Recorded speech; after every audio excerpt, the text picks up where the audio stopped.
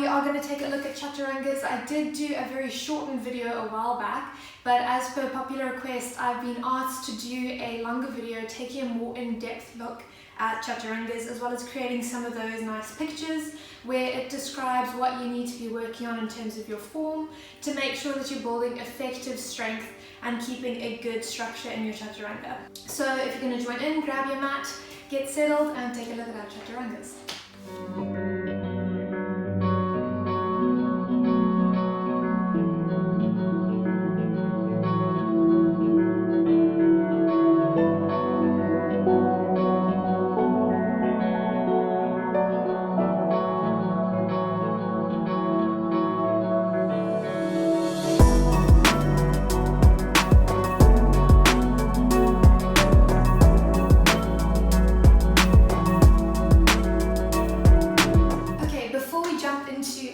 Doing our Chaturanga, I just want to explain some of the pointers that help you build effective strength in your Chaturanga.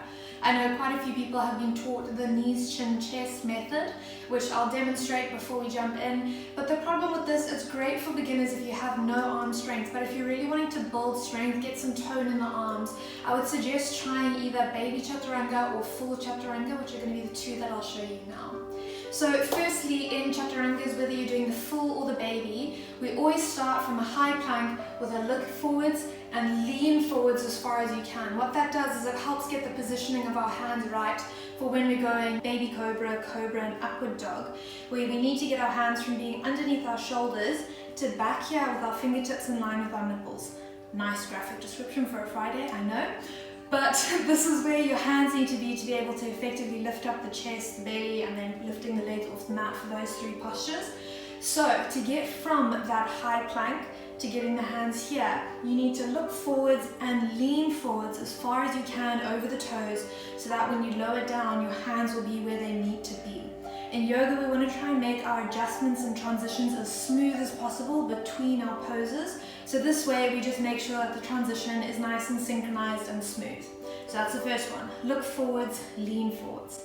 The second one is maintaining a nice flat back. You want a nice plank body.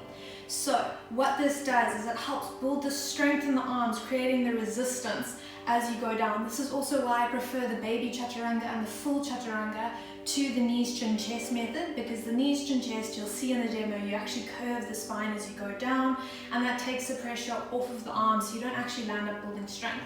So a flat back means arm strength as well as a nice active core and strengthening the back muscles as you go.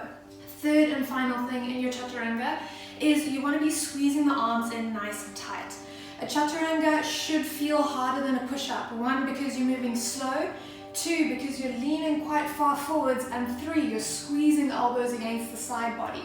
So you want to keep them in as tight as you can, as opposed to a push-up. You'll be more in this sort of shape. Your hands are essentially in line with the shoulders. And you see how the elbows are actually pointing slightly back, but you have that space. One, your arms are out nice and wide, and your elbows are pointing down. In a Chaturanga, as you come down from that high plank, look forwards, lean forwards, you're lowering down, squeezing elbows as tight as you can against the body until you come right back. You see how the shoulder blades come back nice and tight, and the elbows are nice and tightly squeezed against the side body. This means that when you come down with your hands, fingertips in line with nipples, you're nice and compressed here in the upper body, giving you the support you need to be able to lift up to your baby cobra, full cobra and upward dog. So instead of having the elbows nice and wide, you want to bring them into the side body, squeezing nice and tight as you go down. This helps build effective shoulder strength, upper back strength, and nice arm strength for those yoga arms that we like to see. So the knees, chin, chest method, I am really hesitant with it because it kind of teaches you to like curve your spine as you go down, but it's a great alternative if you have no arm strength. So that's the only reason why I'm showing it, but like I said, the Baby Chaturanga is much more effective. So if you can, jump to the Baby Chaturanga, send me pictures, send me videos, I'm here to help you. You can always check your form. Knees, chin, chest, starting in that nice high plank. And first, in a high plank, you don't want those hips too high. This takes the strain off the core, and we're wanting to get a nice full body activation in our high plank. And you don't want those hips too low either, because when they're low, you're actually compressing the spine. So finding that nice sweet point where you have a straight line through the crown of the head, right through to the heels.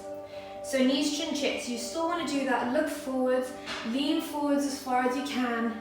Then you drop the knees, curving through the spine, lowering the chin, and rolling through to come down onto the mat.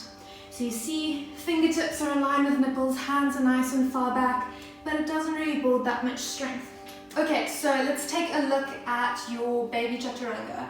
Remembering you want to do that look forwards, lean forwards, keeping a flat back and squeezing elbows into the side body. The only difference between a baby and a full Chaturanga is in Baby Chaturanga we drop our knees, in full Chaturanga we keep our knees off the mat, and that makes it a lot more challenging.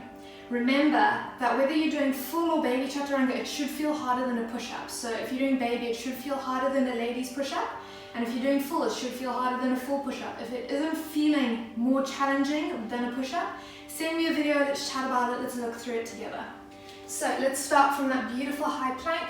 From here, look forwards, lean forwards as far as you can over the toes, drop the knees straight down wherever they are, maintain that flat back, squeeze elbows in, and lowering down as slow as you can, building effective arm strength, fighting gravity all the way down until you touch the mat. So again, you can see hands are nice and far back, which allows us to be perfectly positioned for our baby cobra, full cobra, and upward dog, making the transitions in our flow as smooth as we can. Now, let's take a look at our full Chaturanga. Like I said, only difference is we don't drop the knees. Still maintaining flat back, squeezing elbows in and fighting gravity on the way down. What makes a Chaturanga more difficult than a push-up is one, you're leaning forwards over the hands, and two, you're moving slow. You don't want to be doing like those fast-paced gym push-ups.